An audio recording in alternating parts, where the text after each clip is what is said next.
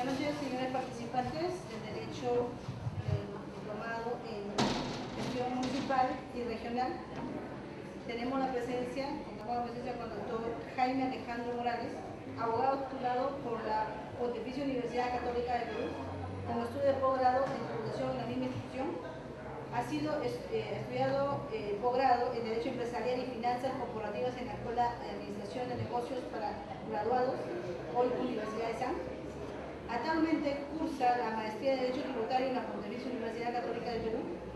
Cuenta con amplia experiencia en materia tributaria y administrativa, tanto en el sector público como en el privado, habiéndose desempeñado como asesor principal de la Oficina de Rentas de la Municipalidad de San Isidro.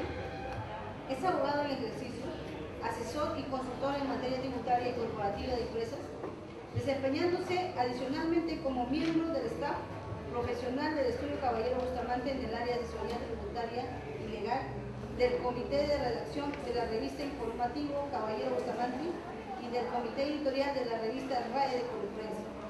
Adicionalmente a sus labores profesionales se desempeña como profesor de Derecho Tributario y Empresarial en la Universidad San Ignacio de Loyola y el Colegio de Contadores Públicos de Lima, expositor a nivel nacional del Instituto Caballero Bustamante. Por favor, un fuerte aplauso para el doctor Jaime Alejandro Morales Mejía.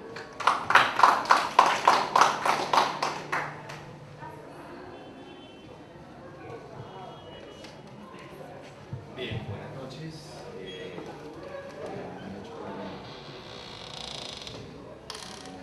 Presentación muy elogiosa. Bueno, mi nombre, soy abogado egresado de la Pontificia Universidad Católica. He trabajado también hace algunos años en la Municipalidad de San Isidro como asesor principal en el área de rentas. Y he tenido también labores en otras áreas, municipalidades, Municipalidad de San Martín de Porres, que algo conocemos de la problemática tributaria y administrativa de las municipalidades. Entiendo que todos somos colegas. ¿Todos somos colegas? ¿Qué profesiones? Contadora. ¿Y más? ¿Y más? ¿Administradores o todos somos abogados? ¿Ah? ¿Alguno trabaja o ha trabajado en el área de rentas? Con toda confianza, porque acá la idea es un poco que conversemos las experiencias, algunas disposiciones que están en la ley, y sobre todo me interesa, ojo, algunos de los pronunciamientos que ha tenido el Tribunal Fiscal en materia tributaria municipal y en general, digamos, sobre las reglas del Código Tributario, que definitivamente las tienen que manejar ustedes en la medida que van a trabajar o piensan trabajar o están trabajando, ¿no es cierto?, en la administración tributaria municipal. ¿Okay? Bien, entiendo que ya conversaron, ya empezaron a trabajar sobre un tema de tributación municipal. ¿Me parece la parte general? ¿Sí? ¿Han tenido una clase? ¿No es el tema? Por favor, con toda confianza. No tengo ningún problema, algo que no quede claro, me dicen para corregir o para profundizar, o algún tema que les sugiera algún interrogante, con toda confianza. Gracias. ¿Nada? Sobre tributación hispánica, ¿no? Sí. Hicimos una clase hace ya un buen tiempo de la presentación de los tributos básicamente. ¿Ok? Desarrolló algunos puntos como ¿Qué es un impuesto? ¿Qué es una Impuesto de tasa? ¿Qué bala, es una contribución? ¿Qué es el sistema tributario municipal? ¿Para qué sirven los tributos? ¿No? Porque primero lo que hay que tener en cuenta es, digamos, ¿para qué sirven? ¿No? ¿Qué cosas son estas figuras, estos instrumentos de gestión que tienen las municipalidades y en general cualquier administración tributaria? ¿No es cierto? Y diferenciar, si nosotros vamos a formar parte o ya formamos parte de la administración, las diferentes categorías de los tributos y sobre todo qué me permite hacer cada uno de esos instrumentos, ¿no? Yo no puedo, digamos, si estoy trabajando, pretendo trabajar en la administración tributaria municipal, no puedo confundir, digamos, las categorías, ¿no? Un impuesto o un tributo o, digamos, una tasa, digamos, una especie con algunas de sus subespecies, por ejemplo, los árbitros municipales, ¿no? Entonces hay que tener clara esas ideas. Entonces, la primera parte, me gustaría, con ustedes creo que vamos hasta las 8:30, 9. 8:30, ¿no? Y después creo que vamos a algunas preguntas. Quiero que esta clase básicamente nos centremos en 3 temas, ¿no? Primero dar un plumazo, tratar de hacerlo lo más rápido posible en la primera parte, que tiene que ver con algunas ideas generales que quiero bien claras sobre los aspectos generales del derecho financiero, ¿no? ¿Por qué nace el derecho tributario? ¿Para qué sirve? Algunas consideraciones sobre la fiscalización tributaria en materia municipal y finalmente algunos aspectos prácticos de la ley de tributación municipal y ahí sí fundamentalmente leer jurisprudencia en tribunal fiscal. ¿Okay? Esto creo que nos orienta, ¿no? Porque la ley de repente podemos nosotros consultarla, pero los criterios es importante tenerlos en consideración, porque la ley de tributación municipal no es muy prolija, ¿no es cierto?, al momento de dar sus mandatos, ¿no? Es muy amplia y de alguna manera tenemos que tener la comprensión de esa disposición a través de la jurisprudencia, en este caso el tribunal. Bien, vamos a ir conversando sobre los temas. El primero, ¿qué cosa es el derecho tributario? ¿No? ¿Qué cosa es el derecho tributario? Básicamente estamos hablando del derecho de normas, ¿no es cierto? Normas, disposiciones legales. ¿Ok? Que básicamente lo que hacen es dar reglas, en este caso están relacionadas con la materia tributaria, con los tributos. ¿Ok? Estamos hablando de un derecho positivo, de un derecho que está dado. No, digamos, son disposiciones que da el Estado, ¿no?, en uso de su poder de imperio. Y que básicamente están orientadas a generar ingresos que permitan solventar los gastos que nacen de la vida en sociedades. Como gran panorama básico, ¿no?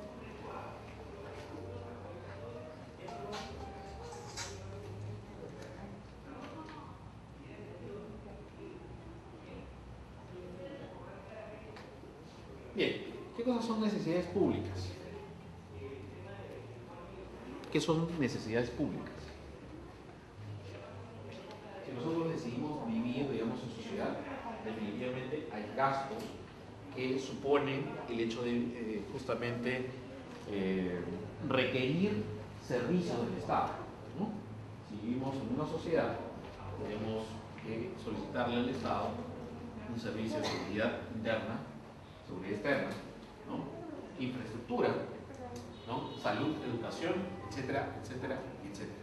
Entonces, las necesidades públicas son aquellas que nacen de la vida social. ¿Ok? Eso es uno de los presupuestos del derecho financiero. Entonces, estas necesidades se satisfacen con funciones y servicios públicos, ¿no? ¿Ok? Ahí tenemos, ¿no?, como mínimo, se dice que un Estado debe brindar seguridad interna, seguridad externa, ¿no?, salud, educación, infraestructura, ¿no? Ahora va a depender también de qué tipo de Estado estemos hablando, ¿no? De repente en Estados que tienen una orientación más liberal, ¿no?, este se reduzca pues a su mínima expresión. Digamos, unos Estados de tipo, digamos, más inclusivos, ¿no?, de repente den más servicios, ¿no? Pero eso, digamos, es el acento que se dé en cada caso concreto. Pero fundamentalmente el Estado me tiene que dar funciones y servicios públicos. Ahora, obviamente, el hecho de tener esas funciones y servicios públicos va a generar gasto, ¿no? Y el Estado obviamente no produce dinero, o por lo menos no debería producirlo, ¿no? Ya nosotros tenemos una experiencia en los años 80, ¿no?, en qué pasaba cuando el Estado simplemente empieza a producir dinero que no tiene un reflejo, ¿no?, que no tiene un sustento en la producción del país, ¿no?, lo que se denomina la emisión inorgánica, ¿no? Simplemente eso genera inflación. Entonces, para solventar los gastos públicos necesitamos ingresos públicos, ¿cierto? Y estos ingresos públicos, ¿no?, vienen, digamos, de varias fuentes. Podemos tener ingresos públicos, digamos, que se generan por empréstitos, ¿no?, que hace el Estado, y eso los ha hecho varias oportunidades. Puede generarse como consecuencia de la emisión de bonos, ¿no? El Estado también emite bonos, emite deuda. Puede tener recursos patrimoniales del Estado, que finalmente los arrienda a los particulares y se generan ingresos, o digamos el tema que nos convoca ahora, que son los ingresos tributarios, ¿no? Simplemente imponer a los particulares una disposición en virtud de la cual tienen que detraer de sus rentas, de sus ingresos, de su patrimonio, dependiendo del caso del tributo, ¿no es cierto?, y pagar una suma X al Estado. Ahora, ¿eso pasa con todos los estados? Eso pasa con todos los estados tienen tributos. Virtualmente todos, ¿no?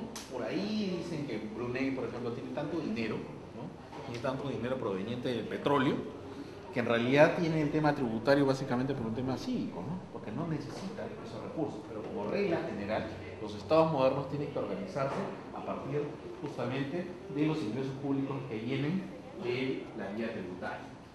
¿Okay? Ahora, ¿qué cosa era el sistema tributario nacional? Que recordar eso. ¿Qué es el sistema tributario nacional?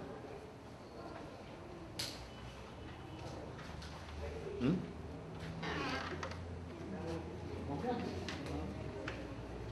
Esa idea que tenemos que tener clara.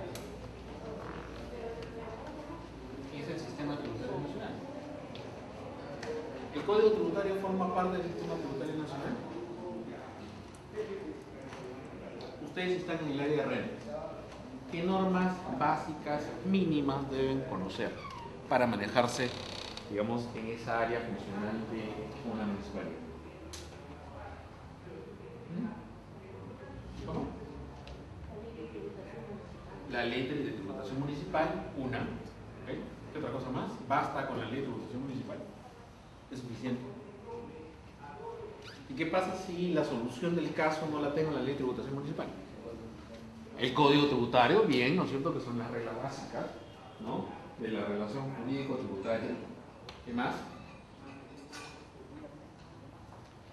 ¿Y qué pasa si la solución tampoco la encuentro en el Código Tributario?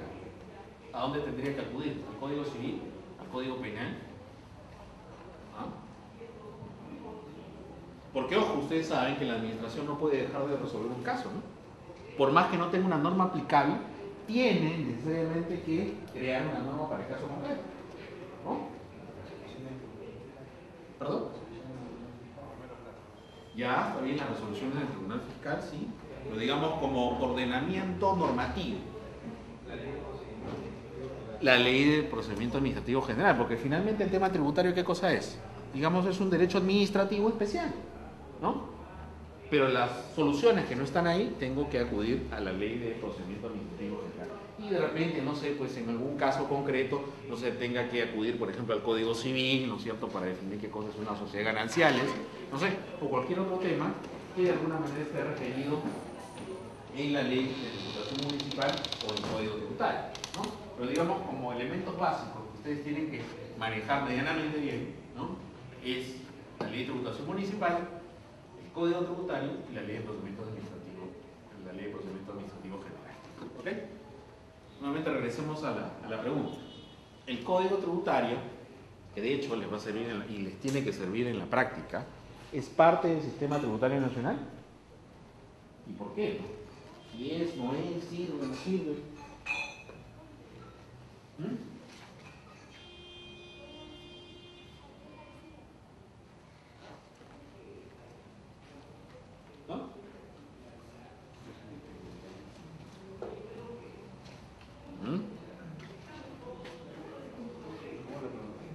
¿El Código Tributario es parte del sistema tributario nacional?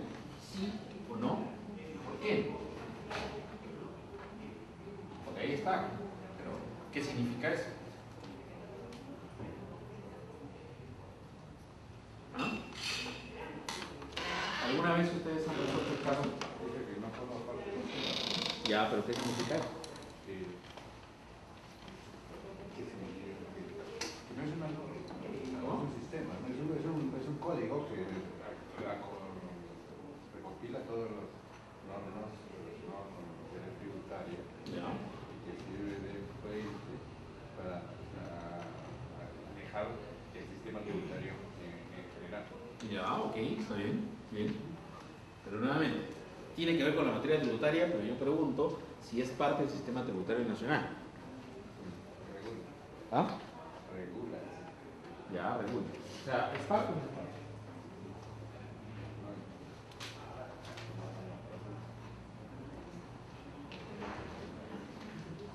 ¿Dónde se regula el impuesto al caballo?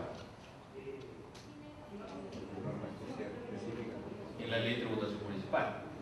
¿Dónde se regula el impuesto a las transacciones financieras? Pues en la ley de bancarización, norma de gestión, una norma específica. Cada tributo tiene su norma específica. Ok, como dice su compañero, cada tributo tiene su norma específica. Tenemos la ley de impuesto a la renta y su reglamento que regulan un impuesto especial que es el impuesto a la renta. Igual tenemos el impuesto general a las ventas, nuestro IVA nacional, que está regulado en la ley del IGB y en su reglamento, ¿no? También ahí se regula el impuesto selectivo al consumo, ¿no? Y así sucesivamente. Después, digamos, el otro gran cuerpo normativo que tenemos es la ley de tributación municipal, donde se regula pues, el impuesto predial, al caballo, el impuesto a los espectáculos públicos no deportivos, etcétera, etcétera, los ámbitos también, por lo menos las reglas generales, ¿no? Porque en el caso de las municipalidades, saben que mucho del desarrollo, por ejemplo, el tema de los arbitrios, se hace a través de ordenanza, ¿no? O sea, ordenanza, que es la norma de más alta jerarquía que pueden emitir las municipalidades, ¿no es cierto? El Consejo Municipal, como un congreso pequeñito, ¿no? Emite una norma que, digamos, es el paralelo a una ley nacional, ¿no? ¿Ok? Bien, entonces, estamos hablando que el sistema tributario básicamente es el conjunto de tributos vigentes en un país en un momento histórico determinado. En cristiano, ¿qué significa eso? ¿No? Que son todos los tributos que finalmente están vigentes en el Perú y que de repente le afectan a la persona natural o jurídica, ¿no? Según sea el caso. Por eso es que, si, como decía su compañero, nosotros tenemos diferentes leyes que regulan los tributos, eso, digamos, todas esas leyes, todas esas normas, todos esos tributos forman parte del sistema tributario nacional. Pero en puridad, el Código Tributario no es parte del sistema tributario nacional. ¿Por qué? Porque no regula un tributo en específico, ¿no? Regula las reglas de juego, ¿sí? Por ejemplo, si me quiero pelear entre comillas con la administración tributaria, ¿no? ¿A dónde tengo que acudir? ¿A la ley de procedimiento administrativo? Por ejemplo, si me notifican una orden de pago, una resolución de determinación, una resolución de multa, ¿dónde tendría que ir? Al Código Tributario, ¿no es cierto? ¿Por qué? Porque tengo una norma especial que prima sobre la general. Ahora, algún aspecto que no esté regulado, sí me tengo que ir a la norma supletoria. ¿Ok? Entonces también se regulan instituciones que son fundamentales. No sé, pues, el pago, la compensación, la consolidación, ¿no es cierto? La prescripción, ¿no? Etcétera, etcétera, etcétera. Las responsabilidades, los derechos del administrado, los deberes del administrado también, ¿no? Las facultades de la administración tributaria, ¿no? De determinación, de fiscalización, ¿no? Las facultades sancionadoras, ¿no? Y finalmente las tablas, ¿no? Las tablas para aplicar las sanciones, ¿no? Que nuestras compañeras contadoras saben, ¿no? Que hay que calcular las multas, por ejemplo, si no presento la declaración jurada del impuesto a la renta, ¿no? El cálculo, etcétera, etcétera. Eso está en la parte final del código. Pero finalmente no estoy regulando un tributo en específico. Ojo, ¿ya? No regulo un tributo en específico. ¿Ya? Ahora, eso no quiere decir en modo alguno que el código tributario no sea importante. No, al contrario. Es probablemente la norma más importante porque está en las reglas de juego. Están mis derechos y mis deberes también, ¿no? Hasta, por ejemplo, para revisar un expediente, más de una vez, yo en la práctica no solamente estaba en la administración, sino también he litigado, ¿cierto? Temas procesales, civiles, laborales, administrativos, y sé qué cosa es, ¿no? Chocarse cuando una administración no conoce medianamente las reglas del juego, ¿no? Uno quiere ver un expediente y simplemente le dice, ¿sabe qué, señor? Se tiene que apuntar, ¿no? Uno quiere dejar un recurso, un escrito, como quieran llamarlo ustedes, no saben que si usted no utiliza el formulario, no le aceptamos eso, ¿no? Y eso es simplemente producto de la ignorancia, ¿no? Una persona que está estudiando Derecho en el primer ciclo sabe que la administración tiene una carga, la carga o obligación, como quieran llamarlo ustedes, es que tiene que resolucionar todo y cualquier documento que uno presente. Que esté mal, ok, tienes que poner tu sello, ¿no? Para que en 48 lo subsanen. 48 horas no lo subsanas, te lo devuelven. Eso es el trámite legal, ¿no? Entonces, esas cosas básicamente son aplicaciones de la ley. Ustedes, si van a hacer administración, pues si ya son administración, tienen que saber. ¿Ok? Y se sabe o se aprende revisando las normas y revisando la jurisprudencia del Tribunal Fiscal. No sé, pues solamente les pongo un caso. Cuando allá por el año 99, 2000, laboraba en la Municipalidad de San Isidro, había todo un tema con las reclamaciones respecto de órdenes de pago, ¿no? ¿Cuál es uno de los requisitos para reclamar un orden de pago? Algunos de ustedes saben. Como regla general, pues, tendría que manifestar mi voluntad de no estar de acuerdo con ese acto administrativo, ¿no? Tendría que hacer un recurso, un escrito, como quieran llamarlo, con fundamentos de hecho y de derecho, ¿no? Debería estar firmado y autorizado por abogado, obviamente por representante legal, ¿no? Pero además, cuando estamos hablando de una orden de pago, hay una particularidad, hay una regla, ¿no es cierto?, que viene del derecho tributario de larga data, que es la famosa regla Solve Repet, ¿no? O sea, paga y luego reclama, ¿no? El requisito consustancial para reclamar una orden de pago, ¿cuál es? Que tengo que pagarlo, ¿no? No se me debe admitir a trámite, en principio, ¿no? Una reclamación contra una orden de pago sin tener el voucher, ¿no es cierto?, el comprobante de pago de ese tributo. ¿Y cuál es la razón de eso? ¿Por qué eso es así?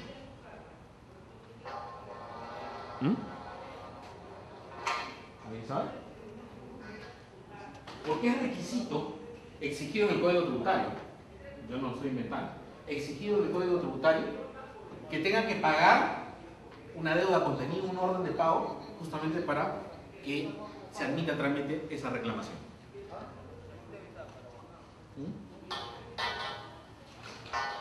A ver, pensemos, digamos, un poco el esquema del impuesto a la renta por un momento.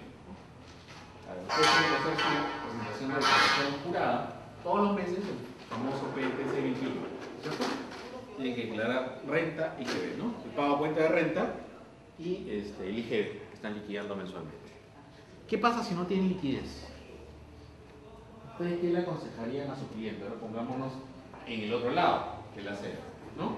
Ahora son ustedes asesores de una empresa y la empresa le dice, ¿saben qué? No tengo con qué pagar. Tengo que pagar la planilla, no es un problema, etcétera, etcétera. O me han hecho un embargo, ¿no? Un trabajador que no le pagué los sueldos y en un juicio me han retenido los pagos. No tengo para pagar los tributos. ¿Qué debería hacer? No declaro y no pago. Ok, debería declarar y no pagar. ¿Por qué? Perfecto. ¿Y eso qué significa? ¿Qué implica? Que fundamentalmente en el tema tributario hay dos obligaciones, ¿no? Digamos, no entremos, no me interesa, digamos, el jurismo ordinario, me interesa que ustedes se vayan de acá con 3 o 4 días, pero bien claro, ¿cierto? Son dos obligaciones en el tema tributario, la obligación de pago y la obligación de declarar. Porque la generalidad de los tributos, aquí en todos los países, es que son tributos autodeterminados, autodeclarados por el propio contribuyente, ¿no? Digamos, en el tema municipal tenemos ahí más bien el contraejemplo, ¿no? Los arbitrios, ¿no? Los arbitrios no los liquida la empresa o la persona natural, los liquida la administración, porque es complicado, ¿no? Ustedes saben esto de los costos, que las sentencias del Tribunal Constitucional, del Tribunal Fiscal, que ha complicado todo el tema de los arbitrios para las municipalidades. Pero ahí tenemos dos obligaciones. Entonces, si ustedes aconsejan, ¿no es cierto?, que presente la declaración, estoy reconociendo la deuda y digo, ¿sabes qué? Tengo que pagar 1000 soles por impuesto a la renta, pero no pago porque no tengo liquidez. O simplemente no me da la gana pagar, pues. Me estoy financiando. ¿Okay? De repente juego con esa plata, saco la cuenta de la tasa de interés que me cobra la administración tributaria y resulta que, digamos, no sé, pues la presto en Gamar, no lo sé, pero, digamos, jugando financieramente me conviene. Puede ser. ¿Qué pasa si en el interín la administración está fiscalizando y encuentra que efectivamente ustedes declararon una deuda y no pagan? ¿Qué debería emitir para cobrar? Un memorándum, una carta, les llaman por teléfono, así como Ripple, los hago, los bancos hacen con los clientes. ¿Qué hace? ¿O qué debería hacer? ¿No? Emitir una orden de pago. ¿Y por qué una orden de pago y no una resolución de multa? ¿O por qué no una resolución de determinación?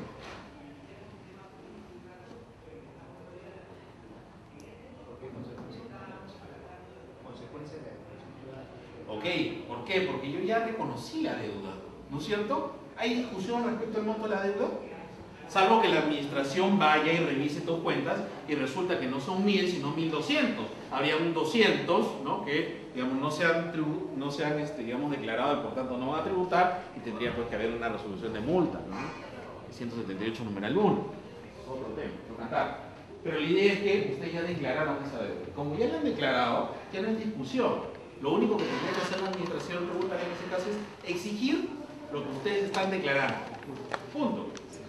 Por eso, o esa es la razón por la cual simplemente ahí el requisito es que ustedes paguen. ¿Ya? Ustedes tienen que pagar sí o sí. Sin embargo, en la práctica el tema no es tan fácil, ¿no?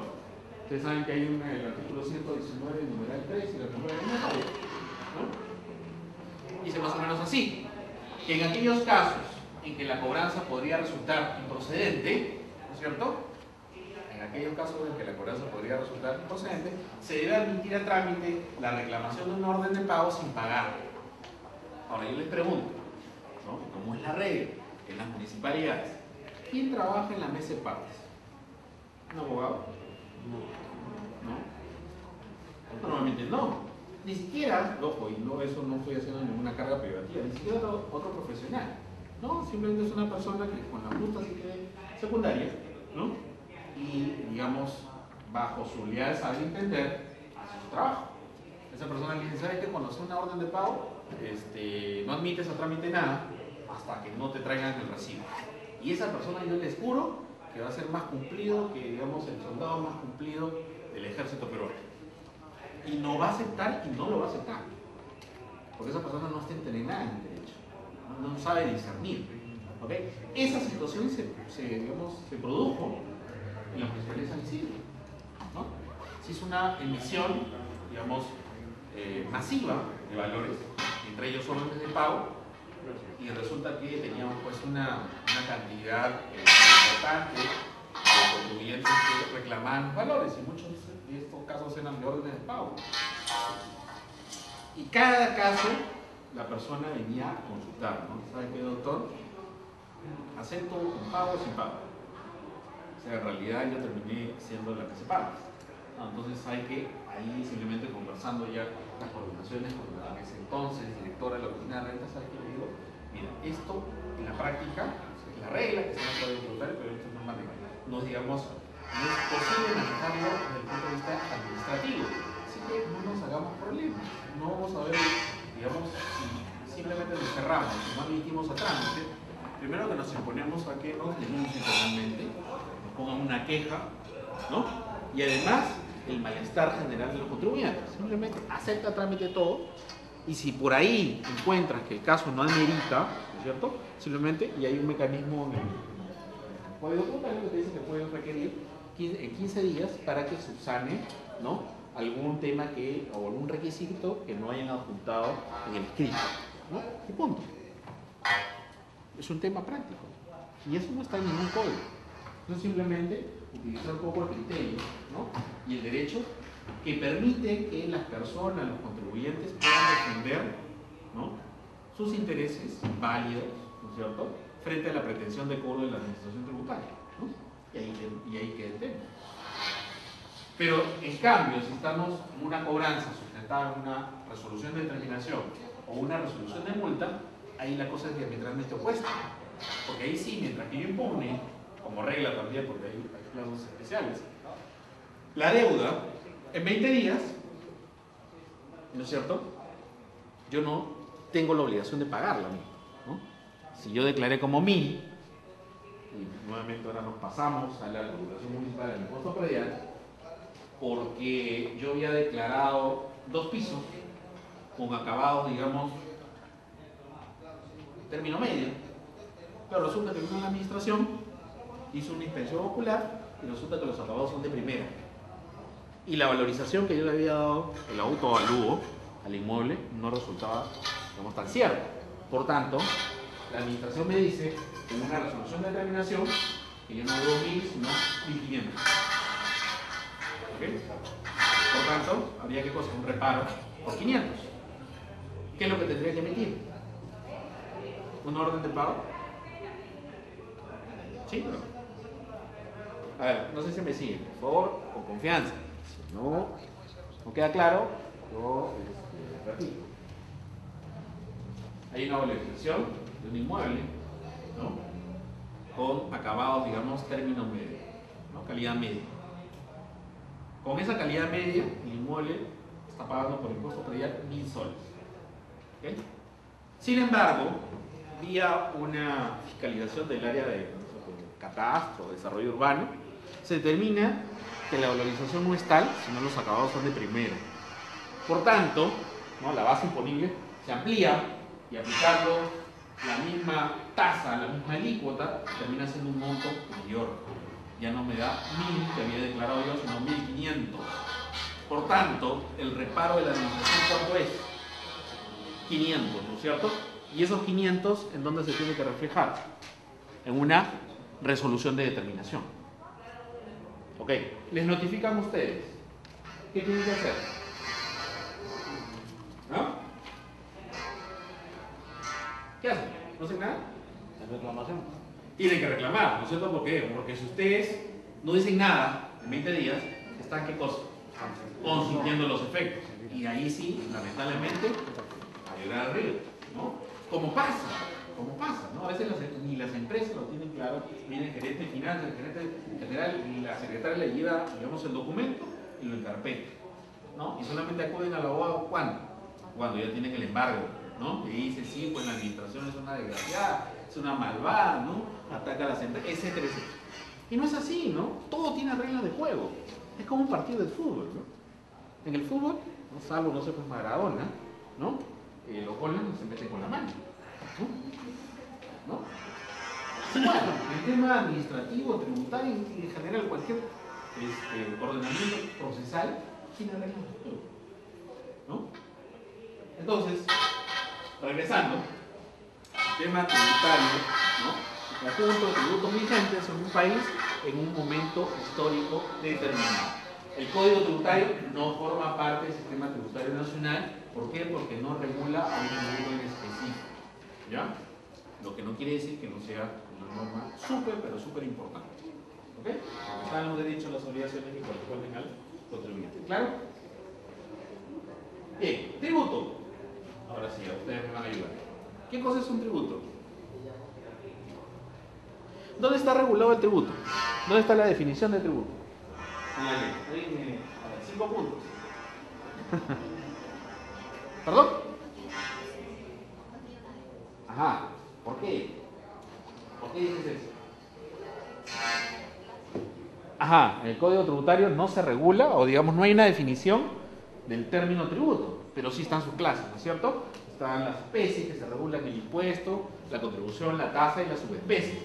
Pero el género no se define. Ojo, ¿eh? El género no se define.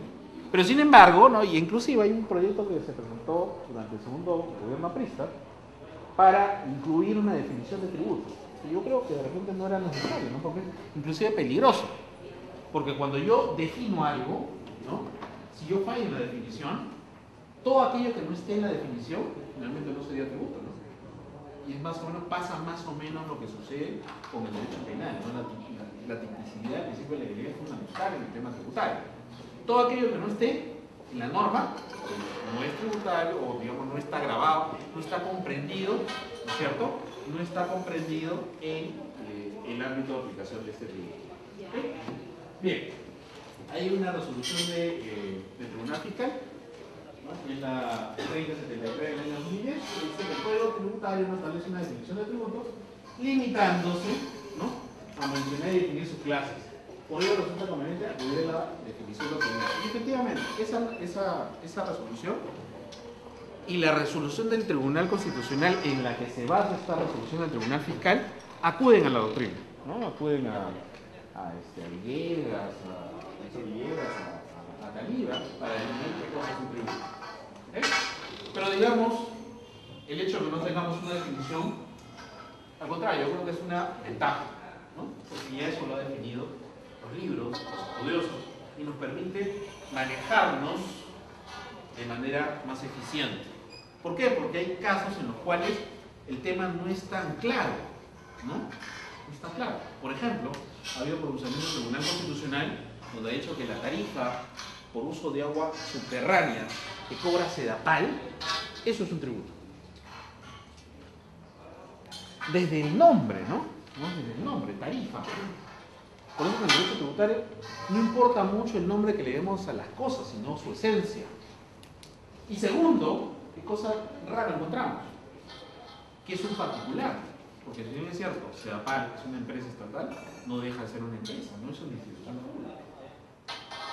Y la definición justamente de tributo, ¿no? También incluye, dice, aquellos pagos que se hacen como consecuencia, no sé, de una obligación de derecho público, ¿no? A sujetos o acreedores que en principio son una institución pública, dice. En principio, ¿no? Podría darse el caso que tengamos un tributo que se pague a un particular, ¿no? Y el caso justamente es este de Sedapal. ¿Okay? Ahí está, la definición. Es una obligación jurídica pecuniaria, plata, dinero, ex ley, o sea, dispuesta por una norma con rango de ley, que no constituye sanción de acto ilícito, cuyo sujeto activo es en principio una persona jurídica y cuyo sujeto pasivo es alguien puesto en esa situación por voluntad de la ley. Eso es lo que dice la sentencia del Tribunal Constitucional del año 2007. Tengo que tener una base legal. Tengo que tener una norma con rango de ley que establezca que algo es tributo. Ahora, hay algunas excepciones, ¿no? Ustedes saben que, por ejemplo, el tema de los aranceles no se regula con una norma con rango de ley. Los aranceles se regulan con decreto supremo, ¿cierto? Y básicamente tiene que ver con la dinámica del comercio exterior. ¿Okay? Bueno, a mí un poco la norma 2 del título preliminar del Código Tributario que de alguna manera nos da, digamos, el panorama de qué cosa estamos hablando cuando nos referimos a los tributos, ¿no? Impuesto, contribución y tasa. El impuesto es el típico tributo no vinculado, ¿no? Ustedes pagan un impuesto a la renta, pagan un IGB, pagan un impuesto predial y no tienen derecho a pedirlo al Estado, ¿no es cierto? Una contraprestación, algo a cambio. No tienen. O sea, que yo pagué impuesto a la renta de manera puntual, ahora en abril, no puedo pedirle al Estado que me ponga una mejor iluminación o la pista, las ideas se arregle en mi casa. No puedo hacerlo. En el caso de la contribución y la tasa, ahí sí hay un vínculo, ¿no? Se dice en la doctrina que estamos hablando de tributos vinculados. ¿Vinculados a qué? A una actividad estatal. Mientras que en la contribución, ese vínculo, digamos, es un poco tenue, un poco potencial, en la tasa sí es intenso, ¿no? Y de alguna manera funciona como si fuera un contrato. Ustedes saben que si están vendiendo algo o están prestando un servicio, normalmente si es oneroso tendrían que recibir algo a cambio, ¿no? Entonces, si yo estoy en el esquema de una tasa, por ejemplo, quiero o requiero unas copias certificadas, tendré que pagar por esas copias para tener la posibilidad de recabarlas en la municipalidad o en cualquier repartición pública, ¿no? Entonces, su esquema es bien parecido, ¿no? Y en algunos casos es bien difícil determinar si estamos frente a un tributo o frente a un precio público. Fines del año pasado, me parece en septiembre, hubo un caso que se resolvió en el Tribunal Fiscal a través de una queja respecto de la tarifa de sobrevuelo que cobra Corpa. Hubo un problema, que las empresas de aviación estaban en duda si esta famosa tarifa de sobrevuelo se podía considerar tributo o no, ¿no? Se llevó el tema al Tribunal Fiscal y vía un recurso de queja se dispuso que en realidad esa tarifa de sobrevuelo no era un tema tributario. Si no es un tema tributario, simplemente el Tribunal Fiscal, ¿no? Como se dice coloquialmente, se lavó las manos. Pero lo interesante es que hubo un pronunciamiento un voto en discordia, y en ese voto en discordia, el vocal, que era el ponente, dijo justamente era todo lo contrario. En realidad, detrás de eso había un tributo, al margen del nombre, ¿no? Y si ese tributo tenía la obligación del Tribunal Fiscal de pronunciarlo. Finalmente, no fue la posición, digamos, mayoritaria, y simplemente se quedó que era un mecanismo, un precio público, que en realidad si se quiere reclamar, se tiene que ir a otra vía que no sea del tribunal. ¿Okay? Bien, las especies o las subespecies de las tasas, arbitrios, derechos y licencias. ¿No? Tenemos las que en estos últimos años han tenido más vigencia, ha sido el tema de los arbitrios, ¿no? Básicamente por el cálculo y los problemas que han habido a nivel judicial. El impuesto tiene las siguientes características: solo puede ser establecido por ley, su cumplimiento es obligatorio y el hecho imponible no guarda relación alguna con la actividad estatal. O sea, yo pago impuesto a la renta, yo pago predial, yo pago alcabala y no tengo derecho a solicitar algo a cambio. Cierto es que, por ejemplo, hay un porcentaje, ¿no?, que se utiliza del alcabala y el predial para fines específicos, pero digamos, no es la esencia de un tributo tipo impuesto. ¿Okay? La contribución, ¿no? Ahí básicamente estamos hablando de un beneficio potencial, ¿no? Pensemos en las contribuciones, digamos, de salud, ¿no?, que se pagan en salud, ¿no? Yo pago, y de hecho muchas personas han pagado por años y nunca han recibido ninguna prestación de salud, ¿no? Antes del IPSS, ¿no? Pagaban por años, 30 años, y nunca siquiera recibieron una pastilla o un descanso médico. A diferencia de otras personas que están todos los meses, ¿no es cierto?, de repente con dolencia, con justificación, pero todos los meses reciben un servicio, una pastilla, una atención médica, etcétera, etcétera. Entonces hay un beneficio real o potencial, ¿no?, de una actividad estatal. Por eso que se habla de una contribución básicamente social. Ahí tenemos pensiones, tenemos el tema de salud. Pero también hay contribuciones de ¿qué cosa? Las contribuciones de mejora, ¿no? Cuando, digamos, un gobierno municipal hace una obra importante, ¿no?, los predios circundantes elevan su valor, ¿no? Eso es lo que pasó con el predios de los Arequipa en el tiempo del periodo del señor Bello. Recuerdo que en estos años se discutió bastante de imponer una contribución de mejora para todos los predios circundantes. Ahora, particularmente creo que había la justificación, de hecho había que hacer cálculos nada más, para aplicar una contribución de mejora. Pero básicamente no se aplicó. ¿Por qué? Por un tema nuevamente político. Los tributos no son para nada populares, ¿no? Si no, pensemos ahora lo que estamos pasando con esta reforma que se viene, ¿no? Alguien por ahí, digamos, dijo que lo que se pretendía en ese paquete, ¿no?, de facultades era ¿qué cosa? Bajar los tramos de no afectación en el caso de las rentas de trabajo. Las 7, ¿no?, 7 UITs que no se graban en la renta de trabajo, o sea, renta de cuarta y de quinta, sigan, según dicen, se van a pasar de 7 a 4. Con lo cual, la base tributaria iba a crecer, ¿no? Y esto, por tanto, los datos del presidente de la Senado, que iba pasando hace poco, 60-70% de los trabajadores, digamos, en una relación de subordinación, reciben ingresos de hasta 1.300 nuevos. O sea, se va a ampliar la base de manera tremenda. Pero ¿a costa de quiénes?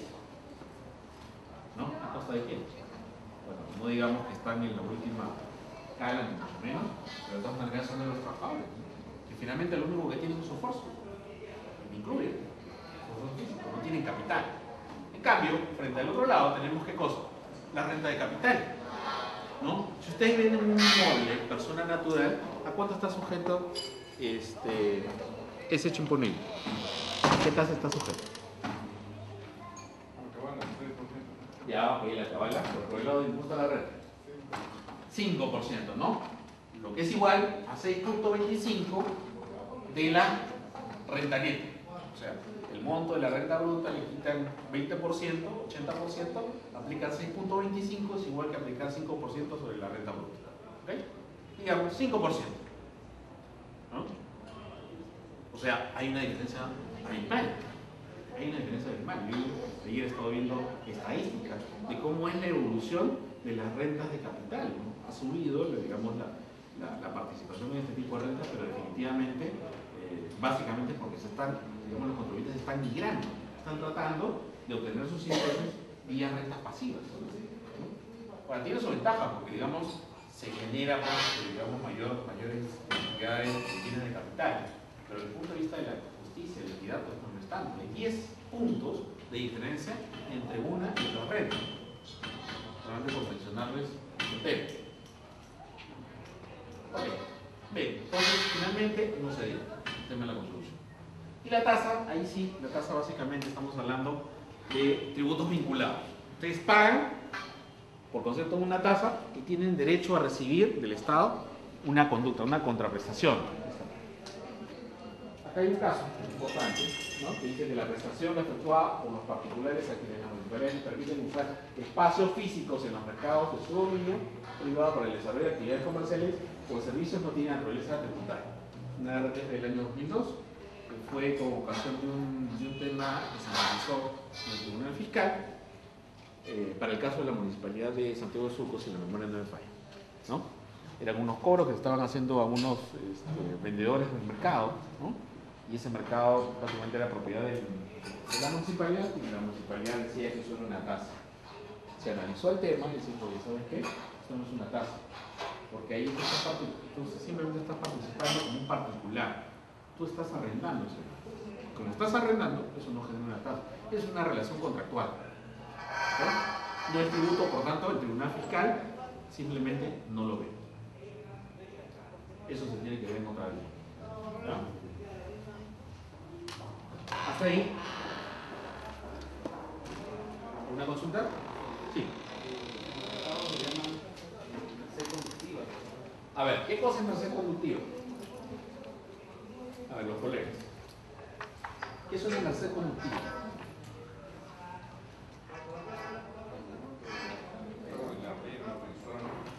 Ajá.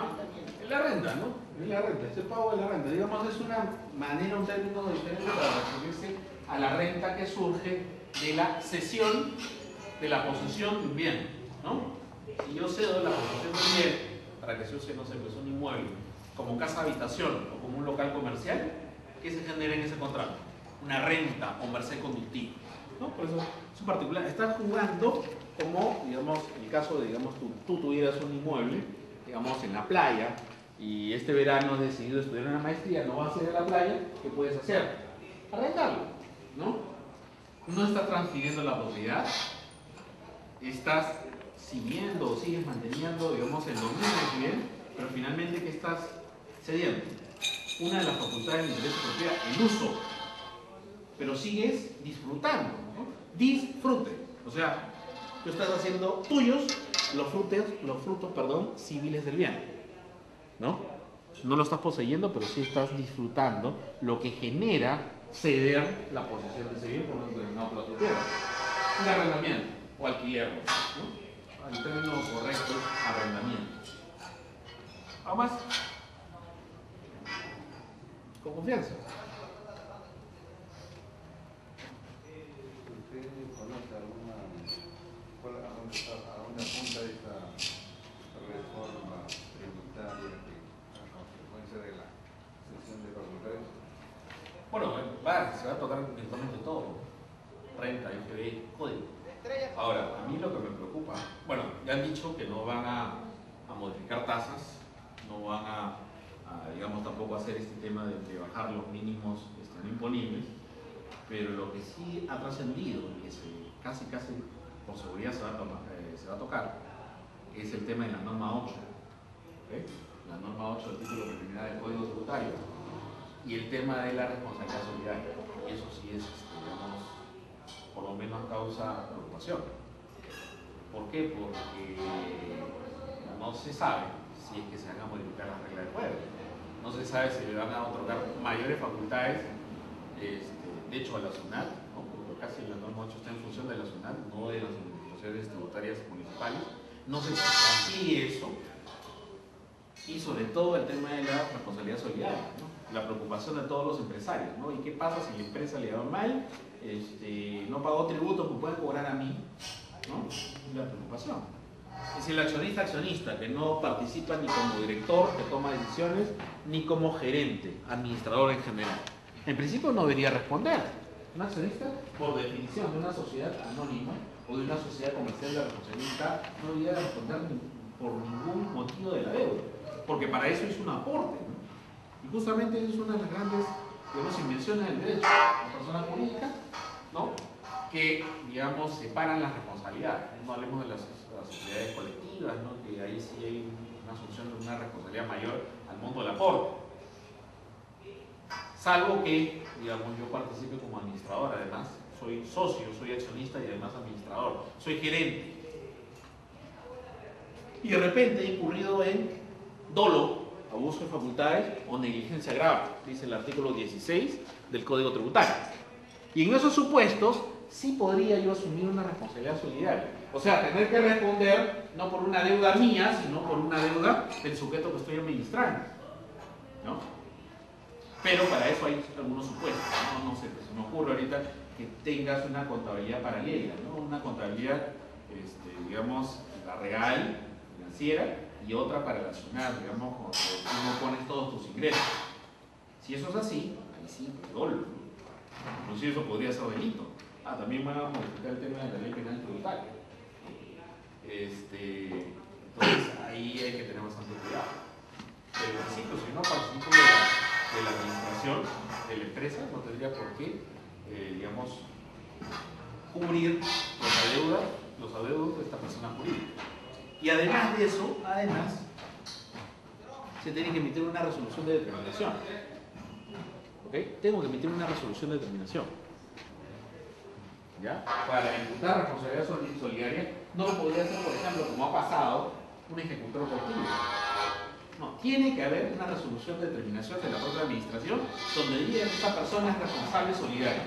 Cuando se tiene esa resolución, ¿ok?, puedo impugnarla, pero si no la impugno, pasa al ejecutor y el ejecutor tendría que cobrarme a mí la deuda del tercero, que es la empresa. ¿Ok? Pero mientras no existe esa resolución, estamos, digamos, en una situación de stand-by. ¿Ok? ¿Nada más? ¿Nada más? Nada más. ¿Claro? Pero lo noto convencido.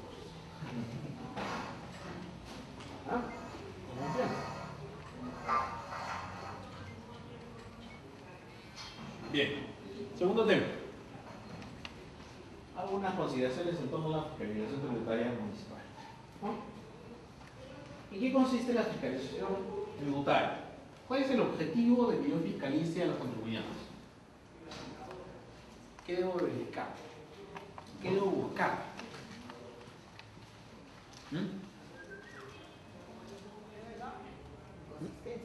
Inconsistencias. ¿De qué? Pensemos un poco en la tributación municipal, donde, digamos, los inmuebles son la estrella, ¿no es cierto? ¿No? Mientras que, no sé, pensando en la SUNAT, la estrella es la renta, la ganancia, ¿no? Acá, digamos, el punto de atención son los inmuebles. ¿Inconsistencias en qué? En las declaraciones, ¿no es cierto? ¿Ok? ¿Cómo fiscalizarían ustedes? ¿O cómo fiscalizan los que han estado en el área de rentas?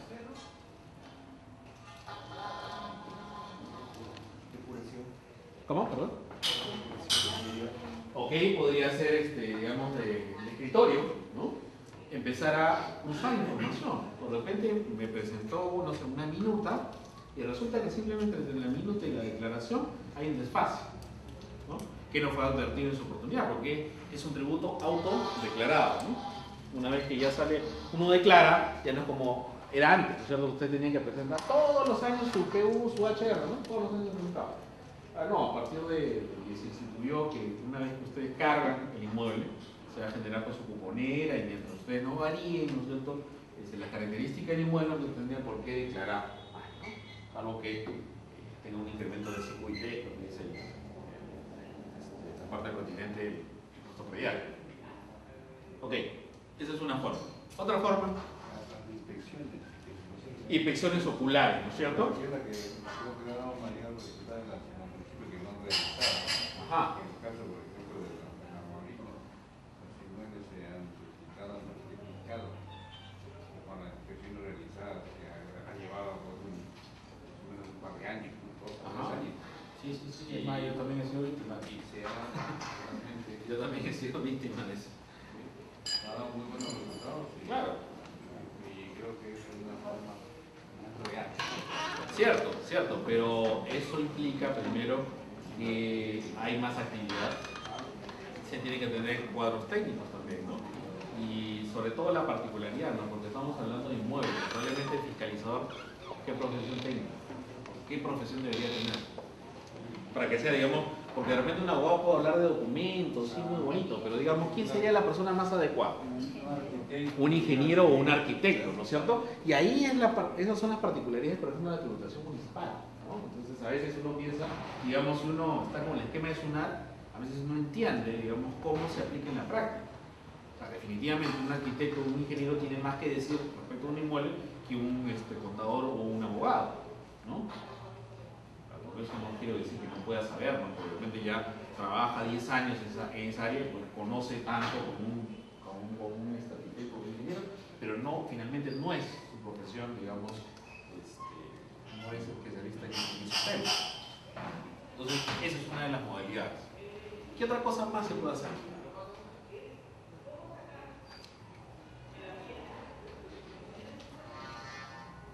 Pensemos en la cabala. Pensemos en la cabala. ¿Qué se puede hacer con la cabala? Porque, ojo, ustedes también pueden cruzar información, ¿no? ¿Qué se les ocurre? Ojo, por si acaso, ustedes están en la administración, tienen que empezar como quién? ¿Como la administración? No, ustedes tienen que empezar como privado. Y cuando yo soy privado, tengo que empezar como la administración. Por eso, más de una vez, ya hace varios años, siempre, ¿no? Me causa curiosidad, ¿no? A veces un abogado decía por ahí, ¿sabes qué? Yo soy especialista en derecho privado, yo soy un abogado de empresa. Yo no sé derecho administrativo, ni me interesa saber derecho administrativo. Yo creo que está mal, está pésimo. Por eso se presume que sabe, digamos, derecho privado, derecho empresa, pero tienes que saber cómo piensan, cuáles son los elementos, las herramientas que tiene la administración, porque te tienes que pelear con la administración. Igual la administración. No, sabes que yo soy de derecho administrativo, yo soy de derecho público, y no me interesa pues las operaciones complejas, por ejemplo, un LISBA, un leasing. No me interesa. Por eso son los privados. Contrario, yo tengo que conocer cómo piensa el privado, qué elementos tiene el privado para poder cobrarle, ¿no? Porque no es una cobranza como la que hace un particular, que levanta el teléfono y lo fastidian ustedes de las 7 de la mañana hasta las 12 de la noche, ¿no? No es así. Yo no cobro con cartas, yo tengo que cobrar con valores y tengo que saber, ¿no es cierto?, cuáles son los elementos mínimos indispensables de los valores y sobre todo hasta dónde va el derecho del contribuyente.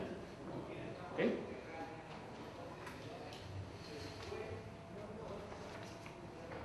Terceros, ¿qué harían?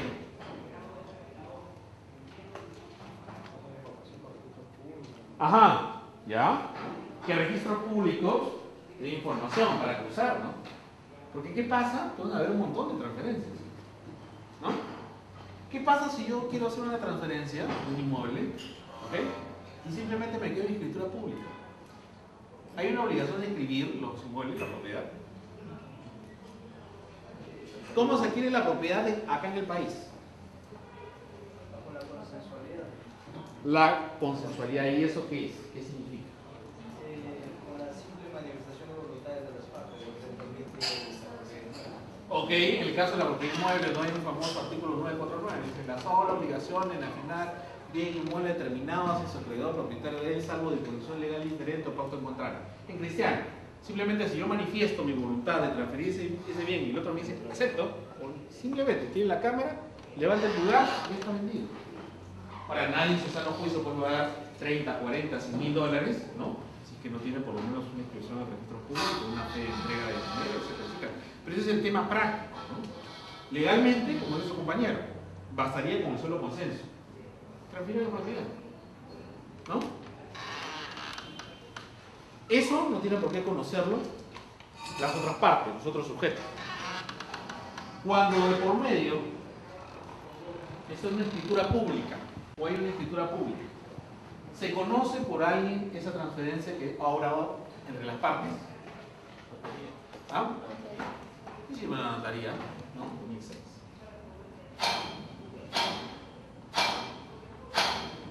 Caso muy común, ¿no? Más o menos hasta la primera, segunda semana máximo. El mes de febrero se está repartiendo la famosa cuponera, ¿no? El detalle, la determinación de los arbitrios municipales y el impuesto predial, ¿no? Y la persona se siente afectada, dice, ¿sabes qué? El cálculo se ha ido, pues, ¿no? Antes o el año pasado me cobraban como por 100, ahora me cobran como por 200. Entonces, cuando llega la cuponera, ¿qué es lo que hago?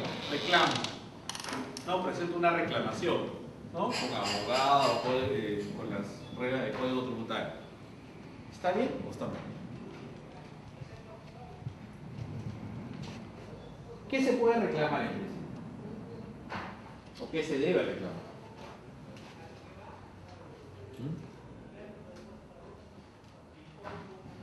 ¿Qué actos se reclaman, digamos, desde el punto de vista tributario? Hemos estado conversando. La resolución de determinación, la resolución de multa y la orden de pago. Pregunta, ¿la cuponera qué cosa es? ¿Es resolución? No. Es un documento simplemente que detalla el tipo de tributo y cuánto tienes que pagar. Nada, simplemente la determinación del tributo. Pues lo que dice esta resolución del Tribunal Fiscal es que eso no es reclamable. Es más, en el impuesto predial hay una posibilidad, ojo, y no es una reclamación, que yo, por ejemplo, si encuentro que la determinación de la deuda del impuesto predial está incorrecta, yo hasta antes del vencimiento del primer pago, ¿no? En el último día hábil del mes de febrero, puedo remitir una comunicación que no es técnicamente hablando una reclamación para que la administración tributaria municipal revise ese tema, ¿no? De repente, no sé, hubo un error de tipeo o cuando corrí la data, ¿no? Cuando se hizo la corrida para sacar la impresión de las cuponeras, hubo un error y finalmente determinaron por un, digamos, tema material una deuda que no correspondía. No tendría técnicamente hablando que reclamar, sino bastaría con remitir una comunicación y decir, oye, mira, me estabas cobrando el año pasado como 100 y ahora resulta que es como por 500. Yo no he construido nada y en principio debería haber un error, ¿no? No hay ninguna modificación de las categorías, nada de eso, ¿no? Bastaría con presentar ese documento y tener la posibilidad de que la administración revise el caso, sin reclamación. Eso no se reclama, ¿ok? Técnicamente hablando, eso no se reclama. Tiene que haber un valor. Ok. Se puede emitir una orden de pago cuando se manifestó en conformidad con la declaración jurada mecanizada del impuesto predial. Este contribuyente le llegó la cuponera, ¿okay? Manifestó que en realidad esa cuponera no tenía una determinación correcta con esa comunicación de la que estamos hablando, pero sin embargo, la municipalidad emitió una orden de pago. Eso es lo que dice el Tribunal Fiscal, oye, no puedes hacer eso. ¿Por qué? Porque él ya manifestó que esa determinación de los tributos con esa comunicación que no es reclamación, tú tienes que en todo caso contestarle con una resolución. Pero tú no puedes, antes de contestarle que quede consentido, emitir una orden de pago y exigir que te pague el contribuyente. Eso es lo que está diciendo esta resolución del Tribunal Fiscal del año 2006. Si el contribuyente ha manifestado, ¿no?, su disconformidad con esa determinación de tributos, no le puedes cobrar pues con una orden de pago. ¿Ok? ¿Qué sucede si no se autorizan actividades en los domicilios de los pensionistas? ¿No? Que estábamos viendo el tema de los pensionistas. En realidad, tienen el beneficio de deducción del 50 UIT de la base imponible, ¿no?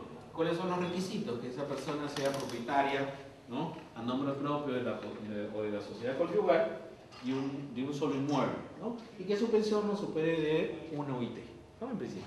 Y que parte del inmueble, ¿no?, se destina en casa habitación, con lo que implica que se podría utilizar económicamente, ¿no?, arrendarlo, por ejemplo, hacer una actividad comercial, una porción del mismo, sin perder, digamos, el beneficio.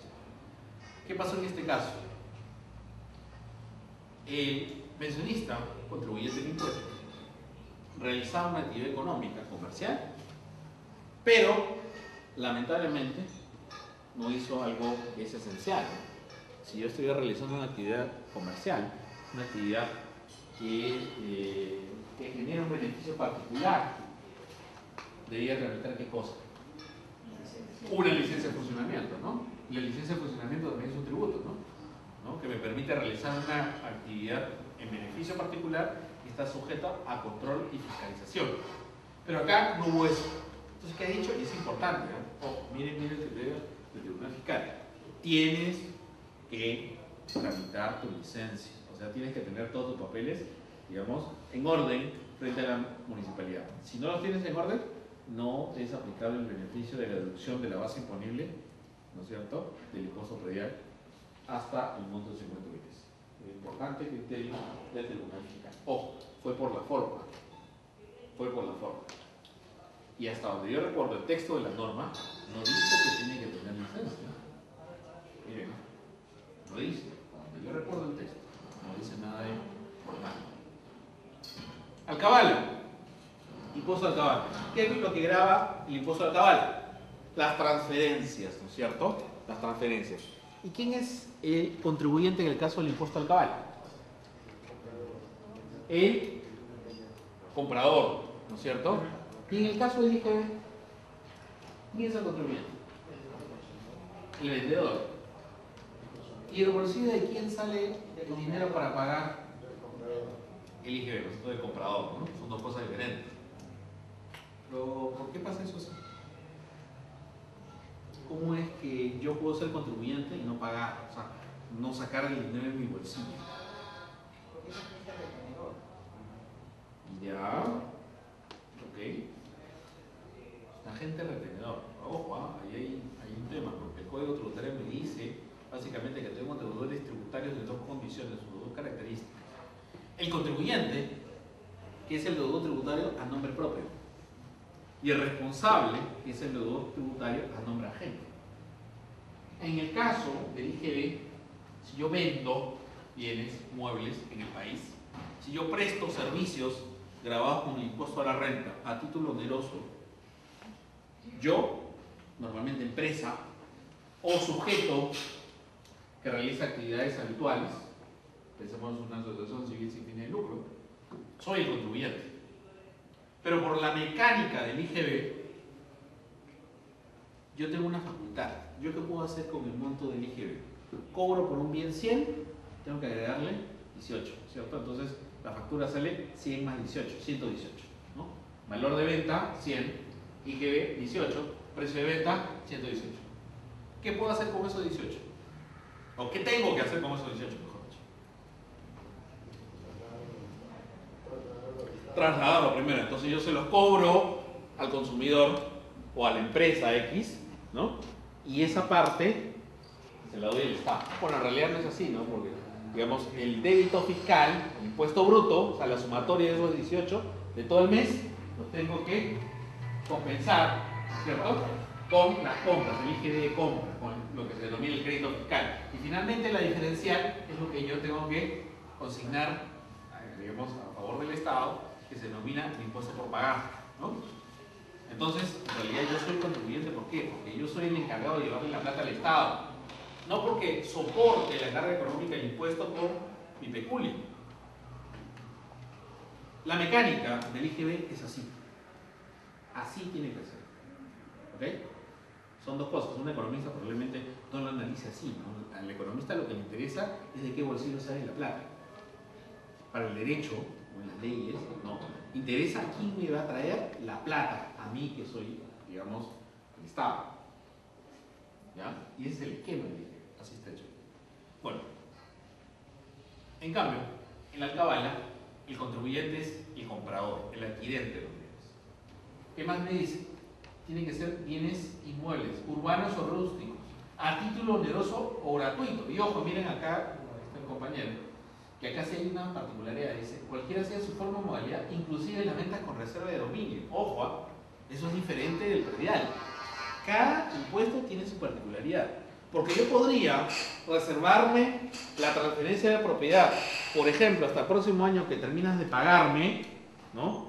Una cláusula de reserva de dominio, pero sin embargo, tengo que pagar ya, a pesar de no ser propietario, a pesar de no haber adquirido la propiedad, el impuesto al cabal. Ojo. ¿Qué más?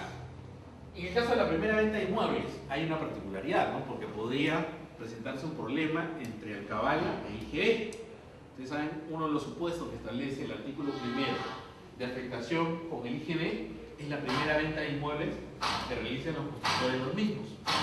Y me dice, no está concordada con la ley de tributación municipal en la parte de Alcabala, con la ley del IGB, ¿no? Que en esos casos, la Alcabala, ¿qué va a grabar? ¿Qué parte del valor graba la Alcabala? ¿Ah?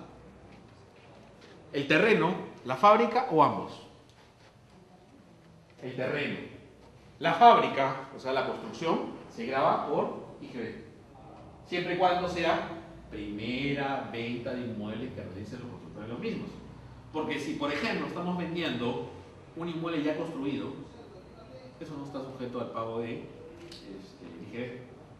Como tampoco está grabado la venta de inmuebles, perdón, la venta de terrenos. Porque no hay ningún valor agregado. El IGB graba valor agregado. Yo no estoy agregando nada. El terreno es terreno. Inclusive, como regla, los terrenos no se deprecian. ¿Ok? Bien. ¿Qué me dice acá? Hay algo bien interesante. En el predial, ¿no? Hay la obligación de presentar declaración hasta el último día del mes siguiente. En la Alcabala hay obligación de pagar el impuesto hasta el último día del mes siguiente. Ojo, nuevamente los reto. Revisen ustedes su ley de tributación municipal y en el caso del impuesto a Alcabala no hay obligación paralela de presentar declaración. Pero muchas municipalidades, ¿cierto?, incurren en el error de decir, como tú no viniste a pagar la Alcabala hasta el último día del mes siguiente de haber adquirido, ¿no es cierto?, propiedad de ese bien, ¿ya?, me tienes que pagar una multa porque no declaraste. Se parece, pero no es. Revisen nuevamente la ley de tributación municipal y no hay una obligación de declarar en el caso de Alcabala, solamente de pagar el tributo. ¿Ok? Por tanto, ya acá está el pronunciamiento del año 2008 del tribunal que dice, ¿no?, que en esos casos, cuando se imponga, la municipalidad imponga una multa por no declarar hasta el último día del mes siguiente, esa multa es inexistente, esa multa es nula, esa multa no vale. ¿Por qué? Porque existe obligación de pagar hasta el último día hábil, no de declarar. No es similar al caso del predial. ¿Ok? Y es, digamos, tampoco se asemeja al tema del impuesto al patrimonio vehicular, que es similar al predial. Ahí también hay obligación de pago y obligación de presentar declaración. Pero eso no acontece en el impuesto de Alcabala. Caso, ventas con reserva de dominio, lo que habíamos dicho. Interesa gravar, ¿no?, la transferencia de propiedad de bienes rústicos, de bienes urbanos, a título oneroso o gratuito, bajo cualquier modalidad. No me interesa, pues, que tú pactaste una cláusula especial que te hacía propietario de aquí a 2 o 3 años. Me interesa que simplemente ese acto jurídico ya se celebró. Eso ya hace que tú seas sujeto pasivo en calidad de contribuyente. Resolución, ¿no?, del año 86, incluso. ¿Hace cuánto tiempo? Dice, de conformidad con el artículo 4 de la ley, tanto, inclusive está en la normativa anterior, los impuestos de Alcabala y adicional Alcabala graban todas las transferencias de inmuebles a título oneroso, cualquiera sea su forma o modalidad, inclusive las ventas con reserva de dominio. Clarísimo. ¿Ya? O sea, los colegas, los abogados que estamos tan propensos, ¿no?, a utilizar el derecho civil para decir, escapamos del ámbito de aplicación de la norma a cierto punto, en ciertos casos, ¿no? Ahí está claro que el ámbito de aplicación del impuesto a Alcabala, digamos, para el ámbito de aplicación del impuesto a Alcabala, no es relevante la modalidad de transferencia de la propiedad. Basta con que existe el acto para que se grave con el impuesto. Impuesto al patrimonio vehicular. Digamos, es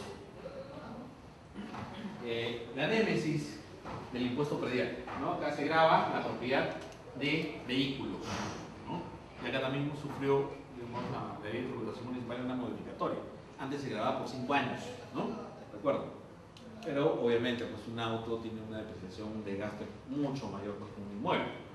Ahora se graba la propiedad, ¿no es cierto?, por 3 años, ¿no?, de automóviles, camionetes, station wagon, camiones, buses y omnibuses, con una antigüedad no mayor de 3 años.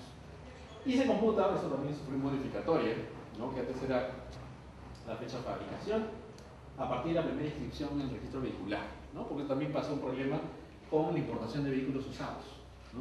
Entonces, si estamos hablando de vehículos usados, de ordinario tenían más de 3 años, venían acá y no pagan impuestos. Entonces se cambió la norma, ¿no? Y esa antigüedad de 3 años se va a computar a partir de que se inscribe en el registro vehicular. ¿Okay? Ahora, me dicen, miren, el ámbito de aplicación, vehículos, automóviles, camionetas, station wagon, buses, camiones. Han habido varios casos en los cuales se pretendía grabar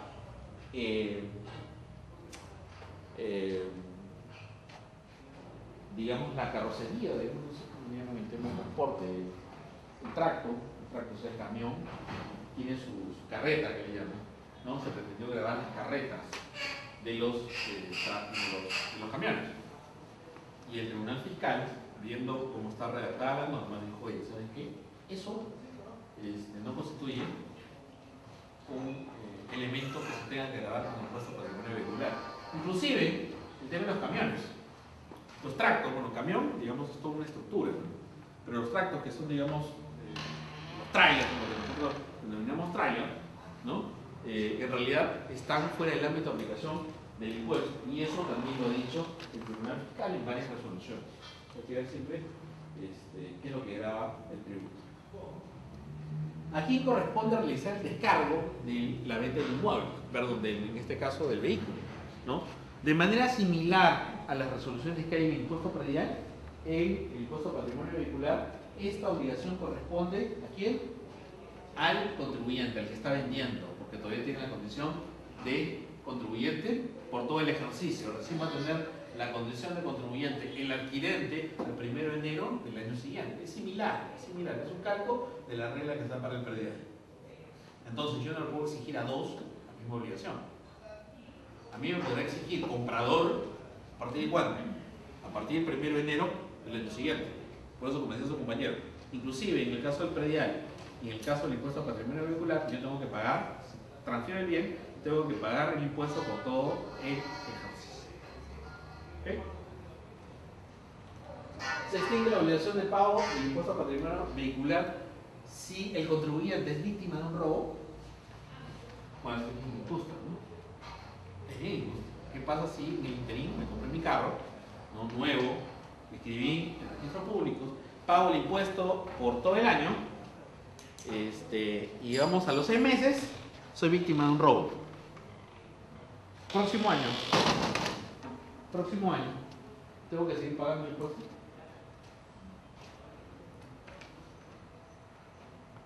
¿Qué es lo que dice el tribunal? El tribunal dice, oye, un momento, tú todavía tienes la condición de propietario, por tanto tienes que seguir pagando el impuesto. Ahora, dato, la Municipalidad de Lima tiene una directiva para estos casos y se puede, digamos, informar a la municipalidad para que de alguna manera, cuando el contribuyente es víctima de estos actos, para que no pague, digamos, por una propiedad que ya no posee. ¿Okay? Pero, digamos, en el caso de la Municipalidad de Lima, ¿no? Porque es la Municipalidad Provincial la que es acreedora de este tributo. Esto no se cobra, digamos, en las municipalidades distritales.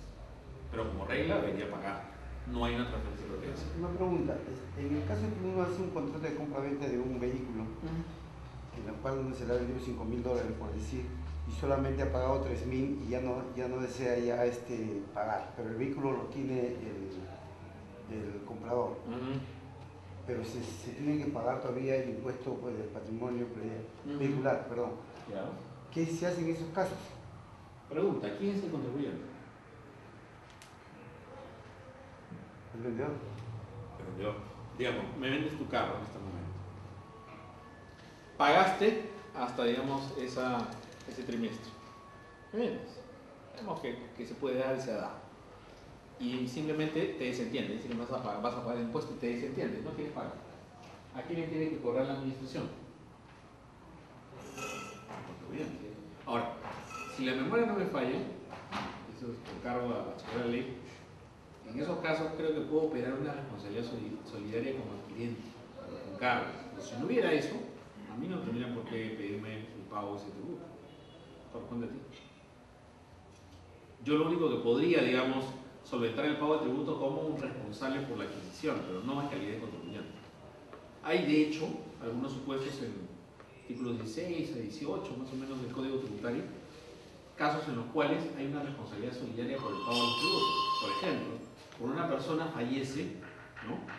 Y esta persona tiene deudas que pagar, digamos, el predial no lo pagó por años, y los hijos de esta persona regresan porque falleció el padre, años han estado en el extranjero, heredan ese inmueble, pero también hay una deuda tremenda. En ese caso, el Código Tributario dice que hay una responsabilidad solidaria. ¿Qué pasa si el inmueble cuesta como por 100.000 y la deuda tributaria es como por 150.000? ¿Qué pasa con los herederos? ¿Qué pasa si hay un solo heredero, para no complicar tanto el ejemplo? Tiene que asumir esa deuda por 150. ¿Y qué pasa si además de deuda por tributo es una deuda que tiene, digamos, su génesis en un incumplimiento? Es una deuda que se da como consecuencia de una multa. 150.000, 100.000 de tributo y 50.000 de una multa. Vamos a hacer simplemente que se pueda hacer. ¿Debo asumir todo como heredero? Solo responde por la masa hereditaria. Ajá, es una disposición, ¿no es cierto?, del Código Civil. Ok, por lo menos no me debo perjudicar, no es una ley de sentido común. Yo, perfecto, voy a asumir patrimonio como por 100, oye, tampoco no puedo asumir, digamos, deuda de esta persona, más allá del acervo, digamos, patrimonial que me están transfiriendo, ¿no? Lo peor que me puede pasar es que no reciba nada, ¿no? Otra cosa, y eso es una regla del Código Tributario, las sanciones, ¿no?, las multas, no son transferibles, porque es un tema personal, es como el delito. Oye, mi padre es un delincuente, eso no significa que yo sea delincuente también. Yo no puedo responder por las responsabilidades personales, personalísimas de este sujeto. Si es una sanción, eso tampoco se refiere, solamente tributo. ¿Ok? Seguimos. Impuesto a los espectáculos públicos no deportivos. Básicamente, este tributo se paga por el ingreso, ¿no es cierto?, a estos espectáculos, ¿no? Y la base imponida está constituida por el valor de entrada y el organizador básicamente es un sujeto responsable en calidad de agente de percepción del delito. ¿Ok? Hay una resolución. ¿Qué pasó? Se pretendió cobrar impuestos a los espectáculos públicos no deportivos por un concepto de juegos electrónicos. En ese caso, creo que con sano criterio el Tribunal Fiscal dijo, oye, un momentito, eso puede ser cualquier otra cosa, porque es otro tributo, pero espectáculo público no deportivo no es. No es. Eso es juegos, apuestas, lo que tú quieras. Pero espectáculo público no es. Por tanto, no corresponde cobrarlo, por lo menos bajo ese concepto, bajo ese criterio. Arbitrios, ¿no? Tema súper peleagudo los últimos años, ¿no? Básicamente, ¿cuáles son los tres tipos de, o mejor dicho, 4 tipos de árbitros más conocidos? Es un camino para la terminología, pero estamos hablando del árbitro de limpieza pública, parques y jardines, ¿no? Relleno sanitario, distribución final de residuos sólidos y serenado, ¿no? Han cambiado algunas tipologías, pero fundamentalmente son por ese tipo de servicios, porque te limpian, digamos, las calles, porque te brindan el servicio de tener pues, un jardín, una jardinera, una berma arborizada, por tener un servicio de seguridad ciudadana, ¿no? Por eso te cobran, ¿no? Y hace algunos años recuerdo que iba a tener clases a Huánuco, en la Universidad de Guadalajara, y más de una vez, ¿no?, me consultábamos la gente de ahí, que había una municipalidad, el mismo Huánuco, en la ciudad de Huánuco, Marilis, si no recuerdo, que dice que le cobraba a sus vecinos un árbitro de parques y jardines. Me decía, ¿sabe qué? Cobra parques y jardines y no hay ni un parque ni menos un jardín. Entonces ahí hay un problema, ¿no? Porque es por la prestación real o potencial de ese servicio. Pero si no me está brindando el servicio, no hay el supuesto para que surja esa obligación. Diferente es el caso, por ejemplo, del servicio de serenazgo, ¿no? Una persona que tuvo la mala suerte después de que lo asaltaron, por ejemplo, en San Isidro o en Miraflores. Y dice, ¿sabes qué? No pago serenazgo, porque sabe que nadie estuvo para auxiliarme en ese momento. Sería válido ese argumento. ¿Qué tendría que hacer la administración, digamos, para, en todo caso, se enfrasca en un pleito, una controversia administrativa o judicial? Tendría solamente que probar que tiene implementado el servicio, digamos, esa zona, no sé, por lo menos pasan durante el día 2 o 3 veces, no sé, ya tendría que probar que por lo menos está implementado y potencialmente puede dar ese servicio. No necesariamente que lo brinde. Por el caso de los árbitros, dice la prestación efectiva o potencial del servicio. Bastaría comprobar eso para que no haya, digamos, ningún problema con el cobro de ese tributo. Tiene que fijarse en función al costo efectivo, ¿no?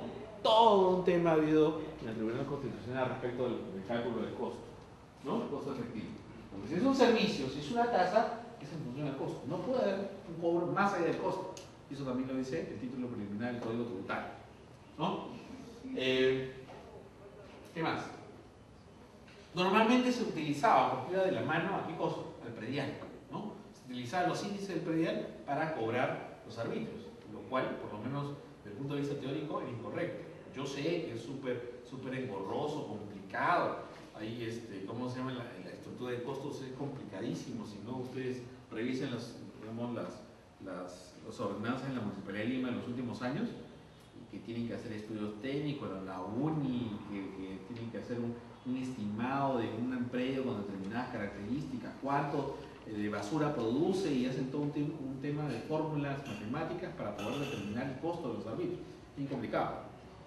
Digamos, si es complicado para la Municipalidad de Lima, que es la municipalidad número 1, imagínense para una pequeña municipalidad de provincias. Es complicado el tema. ¿Qué pasa si yo no explico el costo? ¿No? ¿Qué pasa si yo no explico el costo? Si yo no explico el costo, y acá está en esta resolución, dice, al caso de la Municipalidad de La Victoria, dice, en esta ordenanza no se cumple con explicar el costo de los servicios de limpieza pública, parques y jardines y serenazgo de los años 2002 al 2004. Y como es un precedente de observancia obligatoria, simplemente determina que la municipalidad no va a poder cobrar esos conceptos. ¿Okay? Si no cumple con esa carga que le impone el ordenamiento jurídico a la municipalidad de explicar cómo está calculando el importe de los arbitrios a sus contribuyentes, lamentablemente no va a tener los elementos para cobrarlos. ¿Okay? En los otros casos sí, se adoptan los criterios básicos, no habría mayor problema. Acá, el tema de utilizar los datos del valor del predio, ¿no? Que era práctica común. Oye, yo voy a cobrar serenazgo en un monto mayor en la medida que el inmueble sea más grande. ¿Válido o inválido el criterio? ¿Qué pasa si es un inmueble? Pensemos en San Isidro, Miraflores, es una casona enorme, preciosa, ¿no? Pero vivida, digamos, habitada por personas naturales. ¿Okay? Digamos, tenemos a la espalda un inmueble más pequeño, pero que se utiliza como, no sé, videopub o una discoteca. ¿Quién creen ustedes que, por lo menos desde el punto de vista potencial, ¿no?, genere mayor gasto como servicio de serenazgo? ¿Dónde hay mayor posibilidad que se presenten grescas, actos delincuenciales, riñas, ¿no? En una casa, digamos, un domicilio particular, o en un, digamos, negocio como una discoteca o un videopub o algo similar, a pesar de ser más pequeño. Y con eso ya estoy destruyendo, pues, la presunción que toman, ¿no? O sea, no necesariamente el inmueble más grande genera mayor servicio potencial de serenazgo. Eso no es el criterio. Entonces ahí, por ejemplo, ustedes revisan los informes técnicos de la Municipalidad de Lima, de otras municipalidades, toman criterios para asumir un determinado tipo de uso inmueble. Se presume, por ejemplo, que un uso de casa-habitación genera un servicio, digamos, en importes menores que, por ejemplo, una bodega. Y una bodega, obviamente, menos que una discoteca o que un centro comercial. ¿Ok? Entonces, ese criterio definitivamente no es válido. Y acá algunas resoluciones para ir terminando de aspectos generales. Dice, ¿qué sucede si un orden de pago no cumple con los requisitos del Código Tributario? Si una orden de pago no cumple con los requisitos del Código Tributario, simplemente es nula, ¿no? Para eso hay que ir al código, artículo 78. Si no hay alguno de los elementos mínimos que necesita, que requiere ese acto administrativo, simplemente es nulo. Ustedes tienen todos los elementos para poder defender a su cliente. Y si están en la administración, hay que cuidar esas cosas, ¿no? Porque ya el Tribunal Fiscal le jala las orejas a la administración tributaria municipal. Puede cobrarse un concepto no tributario como una OP, como una orden de pago. Miren qué pasó. Acá hubo un problema, miren, hubo un problema de carácter administrativo, ¿no? A veces también hay multas que se pagan, por ejemplo, por no tener licencia de funcionamiento, ¿no? Se impone una multa por no tener licencia de funcionamiento. Y eso hay un montón de resoluciones del Tribunal Fiscal que dicen que esa multa no es tributaria, sino administrativa. Y si es administrativa, yo no la puedo contener en una orden de pago. ¿Ok? No estoy diciendo que no debo, sino que simplemente no es el vehículo por el cual se puede cobrar ese tipo de deuda. ¿Qué naturaleza tienen los pagos por usar espacio físico de dominio privado? Lo que habíamos estado conversando. ¿Qué pasa si la municipalidad tiene un mercado municipal, ¿no es cierto?, de dominio privado y cede el espacio, digamos, a comerciantes? Ahí lo que está haciendo, básicamente, ¿qué cosa es? Celebrar un contrato de arrendamiento, alquiler, como quieren llamarlo, ¿no? Y se tienen que pagar, ¿qué cosa? Una merced conductiva, una renta. Eso no es tributo.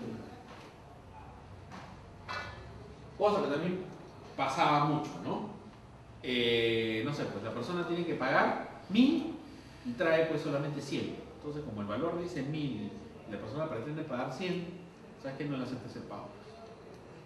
Eso no puede hacer la municipalidad, ¿no? Tiene la obligación de recibir el pago, así sea 50 céntimos. ¿Ok? Así sean 50 céntimos, tiene la obligación de recibir el pago. ¿Ya?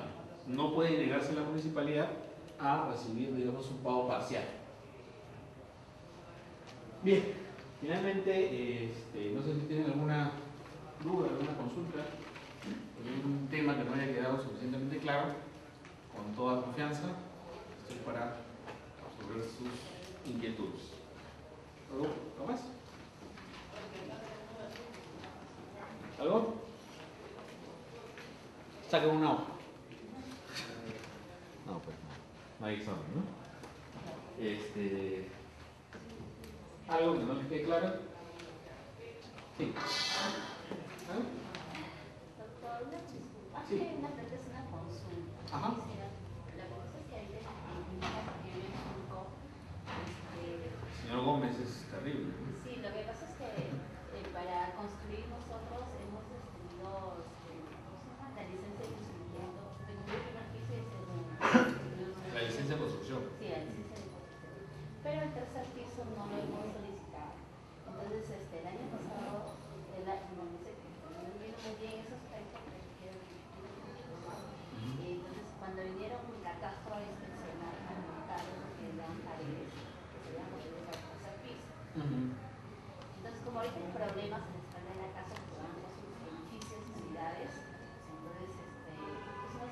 Entonces, ahorita con todo un ingeniero A regularizar todo. a regularizar todo, pero nosotros, si no tenemos una licencia, nosotros hemos contratado una empresa para que el tercer piso sea, bueno, el techo, ¿no? El techado, se contrató una empresa y un comprobante de pago que se realizó tal fecha, tal techado. Eso se puede apuntar en qué fecha fue techado, porque cuando vino con catastro, yo el tercer piso ya estaban levantadas las paredes. Sí, yo creo que sí, porque finalmente es, a ver, digamos, ese documento lo está otorgando un tercero, ¿no es cierto? Lo está otorgando un tercero. No darle fe a ese documento implicaría que el tercero está mintiendo. Yo no creo que alguien, digamos, por nada, digamos, se involucre en un tema que podría tener inclusive ribetes penales. Entonces yo creo que es un elemento que debería ser considerado para, digamos, por ejemplo, determinar el pago de tributos, ¿no? Porque de repente catastro o desarrollo urbano ha ido por el tema más que todo administrativo, por la licencia. Pero de rebote, o a veces conjuntamente, va el área de rentas, va el área de desarrollo urbano. porque el otro está diciendo que tú no tienes licencia, por tanto se voy a multar desde el punto de vista administrativo, no tributario. Pero eso también trae a colación el problema tributario. Es decir, oye, tú tienes más construcción de la que efectivamente me has declarado, por tanto, yo genero o debería generar una resolución de determinación. Ahora, la pregunta es, ¿hasta cuándo? Entonces tú podrías tener, oye, ¿sabes qué? Tú pretendes cobrar hacia atrás 4 años, por decirte el caso, tienes esta resolución que te da, digamos, un elemento, y además, tú decir, ya tendrías que autodeclarar, ¿no? ¿Sabes qué? No son 4 años, hay una resolución, pero además yo te demuestro con un documento que esa construcción data de hace, por ejemplo, 3 meses. Por ejemplo, este documento. Sí, creo que sería un elemento válido para que la administración no te acote más allá de 3 meses, porque finalmente es un documento otorgado en el ejercicio de su libertad contractual por la empresa. Punto. ¿Ok? Sí. Cuando se ha multado a un contribuyente sobre una construcción de una escalera fuera de lugar y pagó su multa, la norma dice, sin perjuicio de que sea eliminada, no sé. Y esa escalera se pondría ordenado indispensable para el acceso a los siguientes pisos. Puede volver a multar o exigir la demolición de la escalera de la municipalidad. A ver, ahí básicamente, bueno, primero que es un tema de carácter administrativo, punto 1. Punto 2, y digamos, porque no se ha adecuado a las normas digamos, técnicas sobre edificaciones, sobre uso del espacio físico del distrito, es que se está imponiendo esa multa. Y si esa construcción es antirreglamentaria, en principio estás sujeto, digamos, con digamos, una espada de Damocles. Se puede seguir no solamente el tema de la aplicación de la sanción pecuniaria, sino establecer una resolución de demolición que finalmente se ejecute a través de quién, del ejecutor coactivo. Ni siquiera me tengo que ir al Poder Judicial. Ahí definitivamente, salvo que exista, digamos, a veces las municipalidades digamos, no se van tanto por el lado estrictamente legal, sino por una situación, digamos, real, ¿no? O sea, no todos los distritos han, digamos, crecido de manera formal. Ya hay, digamos, construcciones que están totalmente consolidadas hace 20, 25 años, pero que no estrictamente se sujetan a las disposiciones legales. Y a veces lo que se hace, digamos, en las municipalidades es dar una norma de regularización, ¿no es cierto? Y permitir que de alguna manera, pues, un técnico, un ingeniero, un arquitecto le dé, pues, las pautas para que eso pueda entrar, digamos, medianamente a la legalidad, ¿no? Hace 2 o 3 semanas la Municipalidad de La Molina ha aprobado justamente una ordenanza que permite regularizar, creo que las construcciones del 2004 hasta el 2010, me parece, no las actuales, pero un periodo. ¿Por qué? Porque encuentra que hay un problema de carácter social. Imagínense ustedes si nos ponemos, digamos, en un punto estrictamente jurídico, legal. ¿Saben qué? Le ordeno, digamos, como autoridad máxima del distrito, le digo al ejecutor coactivo que todo lo que sea antirreglamentario simplemente se demuele. Hay un problema de carácter social. Sí. Y si es que ponemos el mismo supuesto de la escalera, si uno de esa de la propiedad de la escalera, le corresponde la sanción al inquilino de corregir esa escalera. No, porque ¿quién es el titular del inmueble? Y además tampoco creo que el inquilino, el arrendatario, haya sufragado el pago de la escalera. Salvo que él hubiera sido, digamos, el sujeto que está, digamos, cometiendo ese acto antirreglamentario. Digamos que, oye, yo te arriendo, ¿no? Tengo acá un segundo piso, tengo una entrada por la puerta principal, pero sabes que te arriendo, pero tú tienes que hacer una escalera por fuera, para que tengas una entrada independiente. Y tú, arrendatario, ¿no?, asumes esa obligación en el contrato. Y tú construyes, no el propietario. Ahí lo que interesa, ¿qué cosa es? Tengo que identificar quién ha sido el sujeto infractor. Y en ese supuesto sí sería el arrendatario, ¿no? Porque el propietario no construyó eso. Y si el infractor es el propietario, entonces, ¿cómo la sanción le puede sancionar al inquilino o al...? No, si digamos el que ha construido esa escalera antirreglamentaria es el propietario, el propietario. El arrendatario no tiene nada que ver. Solamente estoy poniendo un caso en el cual sí podría ser el arrendatario. Creo, digamos, o pienso en el caso en el cual esté el inmueble, tenga una entrada normal, ¿no?, por la puerta principal, pero digamos, mis hijos ya no viven conmigo, estaban en una habitación desocupada y la persona quiere arrendarlo, pero me ha puesto, digamos, me ha dicho para que yo se lo arrende, él, bajo su cuenta, costo y riesgo, va a gastar para hacer una escalera. Y él tendrá que ver con la municipalidad de ese tema. Y más eso lo hemos puesto en un contrato. Pero resulta que nunca sacó la licencia de construcción. Entonces, ¿quién está cometiendo la falta? ¿El propietario o el inquilino, el arrendatario? Pero si el propietario ha pactado y le ha autorizado prácticamente a recortar, entonces, ¿y quién es Normalmente un abogado medianamente entrenado que lo que debe hacer, oye, ¿sabes qué? Perfecto, la condición de construir es una escalera, pero bajo el cumplimiento de todas las disposiciones legales y municipales de la materia. Punto. Yo no le estoy diciendo que haga un acto antirreglamentario, es un problema. Él tendrá que ver. Y si él asume eso, por eso lo pongo bajo su cuenta, costo y riesgo.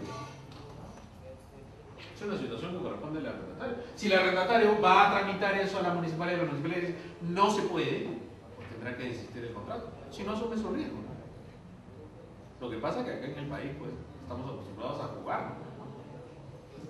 Entonces, ya hay tema, ¿no? Sí.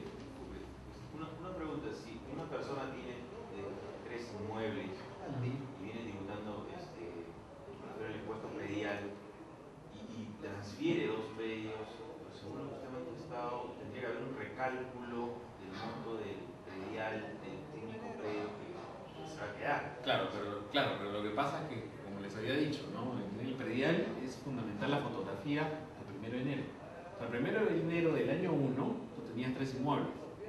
Y el cálculo, la base imponible del impuesto predial es la sumatoria del valor de los 3 inmuebles al 1 de enero, digamos, del año 2012. Y va a, digamos, a calcularte la municipalidad cuánto es el monto de tu tributo, digamos, 5.000 soles, que te lo divide, digamos, entre trimestres, ¿no?